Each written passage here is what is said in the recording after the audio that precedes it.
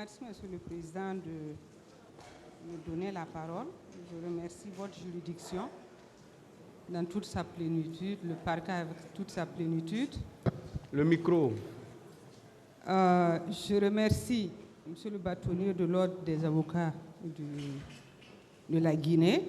Je remercie mes chers confrères qui me traitent comme un œuf.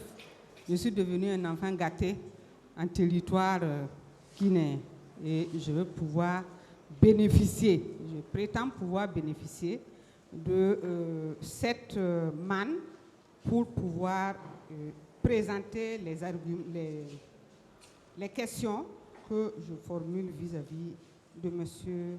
Toumba.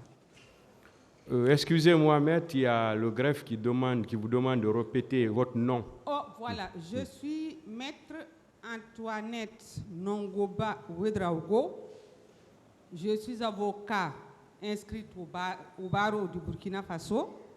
Je suis ancien bâtonnier et je suis là pour le compte de la défense de M. Moussa Dadis Camara. Si ça ne suffit pas, je peux vous donner ma carte professionnelle. Allez-y, maître. Merci, Monsieur le Président. Monsieur le Président, j'ai été gêné depuis que nous avons commencé les débats par une expression qui est extrêmement chère à M. Diakité, à savoir la garde parallèle. La garde parallèle, c'est une fixation pratiquement. Il revient tout le temps à cette garde parallèle. Je voudrais qu'ils me disent, est-ce que dans l'ordonnancement juridique de la Guinée, il y a un texte qui crée, qui réglemente la garde parallèle? Une quelconque garde parallèle. J'ai dit ici... Okay. Allez-y, laissez-le répondre. Il a posé la question. Allez-y. Maître, oui.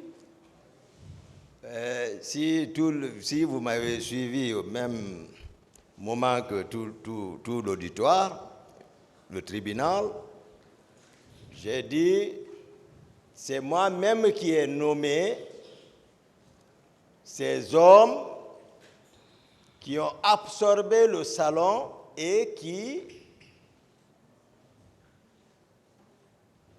pour éviter, effectivement, appeler le chat par son nom, pour dire mouche, pour éviter de nommer les choses, j'ai dit ici, tout le monde m'a entendu que c'est moi-même qui ai formulé le nom garde parallèle. Je n'ai pas dit dans la législation guinéenne, tout, j'ai expliqué le long à large et calmement pourquoi je l'ai appelé comme ça. Parce que... Elle veut savoir si dans l'ordonnancement juridique guinéen, est-ce qu'il y a ce terme garde parallèle? C'est ce qu'elle veut savoir. Non. Voilà. Donc, Monsieur le Président, je suis satisfait de sa réponse, je continue. Alors, si cette expression-là n'existe nulle part, est-ce que vous ne pensez pas que c'est une façon péjorative de désigner les personnes que vous dites appartenir à la garde parallèle?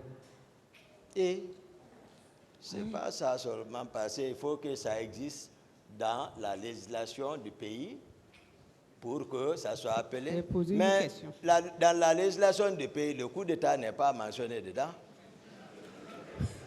Monsieur le Président, je ne suis pas là-bas.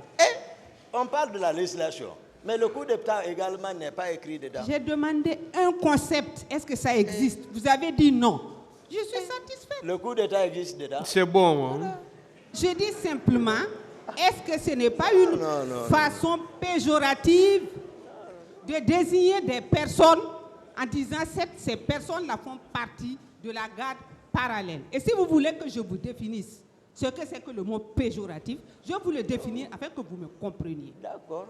Le mot péjoratif se dit d'un terme ou d'un affixe qui tend à déprécier ou à dénigrer l'objet, la notion auquel il s'applique.